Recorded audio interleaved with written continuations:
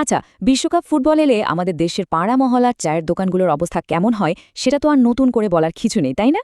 মুহূর্তের মধ্যে পুরো দেশ যেন হলুদ, সবুজ আর আকাশি সাদায় দুই ভাগ হয়ে যায়। কিন্তু আজকে আমরা এমন একটা মজার জিনিস নিয়ে কথা বলবো যা শুনলে আপনি, আপনারা অবাক হবেন।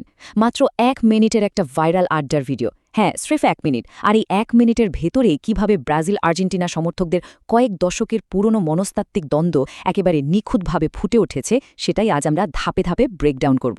মাঠের সাধারণ একটা তর্ক কিভাবে দারুণ একটা সমাজতাত্ত্বিক যুক্তিতে পরিণত হয়, চলুন সেটা একটু তলিয়ে দেখা যাক। তো এ ভাইরাল আড্ডার শুরুটা হয় একেবারে অভাবনীয় একটা নাটকীয়তার মধ্যে দিয়ে। মানে কোনো সাধারণ হাই হ্যালো দিয়ে কিন্তু আলোচনা শুরু হয়নি। শুরুতেই এক ব্রাজিল সমর্থক তার আর্জেন্টিনার সমর্থক বন্ধুকে রীতিমতো কাঠকড়ায় দাঁড় করিয়ে দিল। বলছে, হাতটা মুট করো। ভাবুন একবার, এই একটা কথা দিয়ে এমন থমথমে একটা পরিবেশ তৈরি করা হলো যেন কোনো সাংঘাতিক অপরাধের জেরা শুরু হতে যাচ্ছে। আর শর্ত হলো, মিথ্যা বললে সোজা আল্লাহর কাছে জবাবদিহি করতে হবে। জাস্ট চিন্তা করুন, নিতান্তই পাড়ার একটা ফুটবল তর্ক, কিন্তু সেটাকে এমন এক আধ্যাত্মিক আর মনস্তাত্ত্বিক রূপ দেওয়া হলো যাতে শুরুতেই প্রতিপক্ষের ওপর একটা বিশাল মানসিক চাপ তৈরি করা যায়। অসাধারণ একটা কৌশল, তাই না? পর্দায় এই শপথের তালিকাটা একটু খেয়াল করুন। এখানকার নিয়মকানুনগুলো দেখলে যে কারো হাসি পাবে। একটা চায়ের দোকানের আড্ডায় রীতিমতো কোর্টরুমের মতো শপথ বাক্য পড়ানো হচ্ছে। প্রথমে নাম কনফার্ম করা হলো রাকিব হাসান, এরপর ধর্ম কনফার্ম করে হাত একদম মুষ্টিবদ্ধ করিয়ে সত্য বলার প্রমিস করানো হচ্ছে। আর ওই যে লাইনটা, মিথ্যা কইলে কিন্তু আল্লাহর কাছে ঠেকা থাকবে, এই কথাটাই প্রমাণ করে যে এটা আর 10টা নরমাল স্পোর্টস ডিবেট নেই। একটা ফুটবল তর্ককে সিরিয়াস আনুষ্ঠানিকতায় রূপ দেওয়া হয়েছে। মানে এই দুই দলের সমর্থকদের কাছে টিমের সাপোর্ট করাটা স্রেফ খেলা দেখার মধ্যে সীমাবদ্ধ নেই, এটা যেন তাদের অস্তিত্বেরই একটা অংশ। এই অদ্ভুত আনুষ্ঠানিকতা পর্ব শেষ হতেই চলে আসে প্রথম ঐতিহাসিক আঘাত। পর্দায় টাইমলাইনটা দেখলেই বুঝবেন, একটা দলের বিশ্বকাপ জয়ের জন্য এই যে 36 বছরের দীর্ঘ অপেক্ষা, সেটাকে এখানে কি দারুণভাবে তুলে আনা হয়েছে। 36 বছর কিন্তু মুখের কথা নয়। এর মানে হলো আজ তো একটা প্রজন্মের জন্ম এবং বেড়ে ওঠা শেষ, অথচ তারা নিজেদের দলকে বিশ্বকাপ জিততে দেখেনি। জেরা করা ব্যক্তি খুব ঠান্ডা মাথায় এই ঐতিহাসিক খোঁচাটা দিল। বলল, তুমি যে দল সাপোর্ট করো সেই দল 36 বছর পরে ওয়ার্ল্ড কাপ পাইছে। কথা ঠিক না বেঠিক? এই যে সুদীর্ঘ অপেক্ষার একটা ট্রমা, সেটাকে একদম মোক্ষম অস্ত্র হিসেবে ব্যবহার করে প্রতিপক্ষকে মানসিকভাবে ঘায়েল করার প্রথম ধাপটা এখানে সম্পন্ন হলো। আর ঠিক এখানে আসে ভিডিওটার সবচেয়ে মজার পয়েন্ট, এর অদ্ভুত ছন্দ আর নিখুঁত কমিক টাইমিং। এত বড় আর ভারী একটা ঐতিহাসিক খোঁচা দেওয়ার পর মুহূর্তের মধ্যে একেবারে নির্লিপ্ত কণ্ঠে জিজ্ঞেস করা হচ্ছে, রাগ করলে না? একদিকে কয়েক দশকে না পাওয়ার যন্ত্রণা মনে করিয়ে দেওয়া হচ্ছে, আবার পরমুহূর্তে একদম নিষ্পাপ ভঙ্গিতে প্রতিপক্ষের রিঅ্যাকশন চেক করা হচ্ছে। এই ভাবলেশহীন প্রশ্নটাই আসলে পুরো পরিস্থিতিকে চরম মজাদার করে তুলেছে। ব্যাপারটা অনেকটা এমন যেন বিশাল একটা পাথর ছুঁড়ে মেরে খুব বিনীতভাবে কাউকে জিজ্ঞেস করা হচ্ছে, কি ব্যাপার, ব্যথা লেগেছে নাকি? এরপরই আলোচনা মোড় নেয় ফুটবল ইতিহাসের সবচেয়ে বিতর্কিত একটা অধ্যায়ের দিকে। খেয়াল করুন, এখানে কিন্তু সরাসরি কারো নাম নেওয়া হয়নি, কিন্তু ইঙ্গিতটা একদম পরিষ্কার। দাবি করা হলো যে দলের সেরা প্লেয়ার হাত দিয়ে একটা গোল দেয়। হ্যাঁ, 1986 সালে সেই বিখ্যাত হ্যান্ড অফ গড গোলের কথাই বলা হচ্ছে, যা ফুটবল দুনিয়ায় আজও সমানভাবে আলোচিত। অত্যন্ত কৌশলে প্রতিপক্ষের সবচেয়ে নৈতিকভাবে বিতর্কিত দিকটাকে এখানে অ্যাটাক করা হয়েছে। স্পোর্টস আড্ডায় দেখবেন এটা খুব কমন একটা ব্যাপার। অতীত ইতিহাস ঘুরে এনে প্রতিপক্ষকে কোণঠাসা করার এই চেষ্টা কিন্তু যুগ যুগ ধরেই চলে আসছে। আর এই ঐতিহাসিক অ্যাটাকের পরপরই, ঠিক ধরেছেন, আবার সেই বিখ্যাত প্রশ্ন, রাগ করলে না? এটা যেন রীতিমতো একটা মানসিক সহ্য ক্ষমতার পরীক্ষা চলছে। একের পর এক বিষাক্ত তীর ছোড়া হচ্ছে আর মাপা হচ্ছে যে প্রতিপক্ষের ইগোতে সেটা লাগছে কিনা। কিন্তু সবচেয়ে আশ্চর্যের বিষয় হলো আর্জেন্টিনা সমর্থকের সেই অবিচল উত্তর, রাগ করি নাই। সত্যি বলতে কি এত উস্কানিমূলক কথার পরও এভাবে নির্বিকার থাকার জন্য আসলে সাধু সন্ন্যাসীদের মতো ধৈর্য দরকার। আর এই অবিচল থাকার ব্যাপারটাই কিন্তু পুরো কনভারসেশনটাকে স্রেফ একটা তর্ক থেকে অন্যরকম একটা সাইকোলজিক্যাল লড়াইয়ের মাত্রায় নিয়ে গেছে। এবার আসা যাক ক্রীড়া দুনিয়ার খুব পপুলার একটা তথ্যে, যাকে আমরা বলি ওয়ান ম্যান টিম বা এক ব্যক্তিকেন্দ্রিক দলের মিথ। প্রশ্নকর্তা দাবি করছেন, বর্তমানে একটা প্লেয়ার ছাড়া আর কেউ খেলতে পারে না। কথা ঠিক না বেঠিক?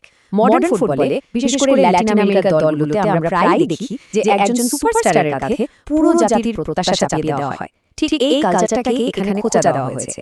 একটা টিমের একজন নির্দিষ্ট তারকার উপর এই যে নির্ভরশীলতা, সেটাকে একেবারে সমাজতাত্ত্বিক একটা কনসেপ্টের মতো প্রেজেন্ট করা হয়েছে এখানে। বুদ্ধিদীপ্ত তো বটেই, একই সাথে বেশ এগ্রেসিভও। এত বড় একটা অ্যালিগেশন, অথচ উত্তর সেই একটাই, রাগ করি না। আপাতদৃষ্টিতে খুব সাধারণ একটা কথা মনে হলেও একটু গভীরে ভাবলে বুঝবেন এটা আসলে দুর্দান্ত একটা মনস্তাত্ত্বিক ডিফেন্স মেকানিজম। ফ্যানদের এই চিরন্তন তর্কে রেগে যাওয়া মানে কিন্তু হেরে যাওয়া। তাই রাগ না করার মাধ্যমে ওই আর্জেন্টিনা সমর্থক মূলত ব্রাজিল সমর্থকের প্রতিটি অ্যাটাককে একদম ভোঁতা করে দিচ্ছে। এত অভিযোগ, এত খোঁচাও যখন তার ধৈর্য ভাঙতে পারছে না, তখন এই অবিচলতাটাই উল্টো প্রতিপক্ষের জন্য চরম হতাশার কারণ হয়ে দাঁড়ায়। আড্ডার মাঠে এটা আসলে এক ধরনের সাইলেন্ট পাওয়ার প্লে। আর এবার আমরা দেখব এই বিতর্কের সবচেয়ে আইকনিক দিকটা। একে বলা যেতে পারে ফ্যান ম্যাথ বা ফ্যানদের নিজস্ব গণিত। এখানে লজিকের চেয়ে ইমোশনের পাওয়ার অনেক বেশি। একটু খেয়াল করুন, দাবি করা হচ্ছে যে এক দলের সমর্থকদের কাছে তাদের ৩টে বিশ্বকাপ আসলে ৫০টা বিশ্বকাপের সমান। অন্যদিকে প্রতিপক্ষের জেতা ৫টা বিশ্বকাপকে তারা কোনো গণনায় ধরতে রাজি নয়। স্পোর্টস রাইভালরি কিভাবে বাস্তবতাকে পুরোপুরি পাল্টে দেয়, এটা তার একটা ক্লাসিক উদাহরণ।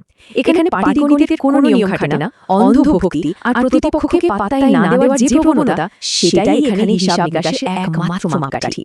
স্ক্রিনের এই বার চার্টটা দেখুন। বাস্তব ডেটা আর ফ্যানদের কাল্পনিক গণনার মধ্যে পার্থক্যটা কত বিশাল। একদিকে রিয়েল ওয়ার্ল্ডের ৫টা আর ৩টে কাপের হিসেব, আর অন্যদিকে ইমাজিনেশনের জগতে থাকা বিশাল এক ৫০টা কাপ। এই ডেটা ভিজুয়ালাইজেশনটা চোখে আঙুল দিয়ে দেখিয়ে দেয় যে ফুটবল উন্মাদনায় যুক্তির কোনো জায়গা আসলে নেই। ৩টে কাপ কিভাবে ম্যাজিকের মতো ৫০-এর সমান হয়ে যায়, আর ৫টা কাপ কিভাবে শূন্যে নেমে আসে, সেটা কেবল একজন হার্ডকোর ফ্যানের পক্ষে বোঝা সম্ভব। এটা পুরোপুরি ইমোশন দিয়ে তৈরি একটা হাস্যকর অথচ নিখুঁত সমীকরণ। এমন উদ্ভট আর মজার একটা ক্যালকুলেশন দাঁড় করানোর পর অবধারিতভাবেই গানের কথার মতো আবার ফিরে আসে সেই প্রশ্ন, রাগ করলা? পুরো কথোপকথন জুড়ে এই প্রশ্নটা বারবার লুপের মতো বাজতে থাকে। উত্তেজনার পারদ যখন একদম চূড়ায়, যুক্তির মারপ্যাচ যখন সবচেয়ে হাস্যকর পর্যায়ে, ঠিক তখনই এই ছোট প্রশ্নটা যেন আগুনে ঘি ঢালার কাজ করে। এটা কিন্তু জাস্ট একটা প্রশ্ন নয়, এটা আসলে প্রতিপক্ষকে মানসিকভাবে ভেঙে পড়ার জন্য একটা ক্রমাগত টোপ, যা চক্রাকারে পুরো আড্ডার ভেতরে ঘুরপাক খেতে থাকে। তবে আলোচনাটা যে শুধু ট্রোল বা খোঁচা দেওয়ার মধ্যে আটকে আছে তা কিন্তু নয়। এটা খুব সূক্ষ্মভাবে ফ্যানদের একটা গভীর ইমোশনাল জায়গাকেও ছুঁয়ে যায়। একটা প্লেয়ার বুড়া হয়ে যাবে, ওরে ছাড়া বিশ্বকাপ খেলবে না, এই কথাটার মধ্যে আসলে সব দলের সমর্থকদের চিরন্তন একটা ভয়ের কথা লুকিয়ে আছে। নিজেদের প্রিয় সুপারস্টারকে ধীরে ধীরে বয়সের কাছে হার মানতে দেখা, তাকে বিদায় জানানোর আসন্ন কষ্ট, আর সবচেয়ে বড় কথা, তাকে ছাড়া নিজের প্রিয় টিমকে কল্পনাই করতে না পারার যে একটা অস্তিত্ব সংকট তৈরি হয়, সেটাই এখানে খুব সাধারণ ভাষায় কিন্তু অত্যন্ত গভীরভাবে উঠে এসেছে। সব শেষে এই দীর্ঘ আর তীব্র মনস্তাত্ত্বিক লড়াইয়ের সমাপ্তি ঘটে চূড়ান্ত একটা কমিক অ্যান্টি ক্লাইম্যাক্সের মধ্য দিয়ে। আবারও সেই রাগ করলা, রাগ করি নাই। এত এত কথা, এত বড় ঐতিহাসিক রেফারেন্স, ট্রফির হিসাব, ফ্যান ম্যাচ, সবকিছুর বিশাল পাহাড় যেন ওই একটা অভিযোগের উত্তরের কাছে এসে তাসের ঘরের মতো ধসে পড়ে। প্রশ্নকর্তার এতক্ষণে সব চেষ্টা, সমস্ত আক্রমণাত্মক কৌশল শেষ পর্যন্ত ব্যর্থ হয়ে যায়। আর এটাই প্রমাণ করে যে ফ্যানদের এই তর্কে আসলে কেউ হারে না, বরং প্রত্যেকেই যে বিশ্বাস আর ভালোবাসার জায়গায় পাহাড়ের মতো অটল থেকে যায়। তাহলে আমাদের আজকের এই এক্সপ্লেনারের শেষে এসে সবচেয়ে বড় প্রশ্নটা কিন্তু থেকেই যায়, মাত্র ১ মিনিটের একটা পাড়ার আড্ডা কিভাবে ৩৬ বছরের ইতিহাস, এত এত মিথ আর ফ্যানদের সাইকোলজিকে এমন নিখুঁতভাবে ফ্রেমবন্দি করতে পারে? ফুটবলের আসল ম্যাজিকটা কি শুধুই মাঠের ৯০ মিনিটের মধ্যে সীমাবদ্ধ, নাকি চায়ের দোকানে ওঠা এই অন্তহীন, আবেগপূর্ণ আর দারুণ মজার যুক্তিতর্কগুলোর মাঝেই তা যুগ যুগ ধরে বেঁচে থাকে? এই প্রশ্নগুলোর হয়তো ধরাবাঁধা কোনো উত্তর নেই, আর সেই উত্তরটা খোঁজার ভার তাই আপনাদের, মানে আমাদের সবার ভাবনার উপরই ছেড়ে দিলাম।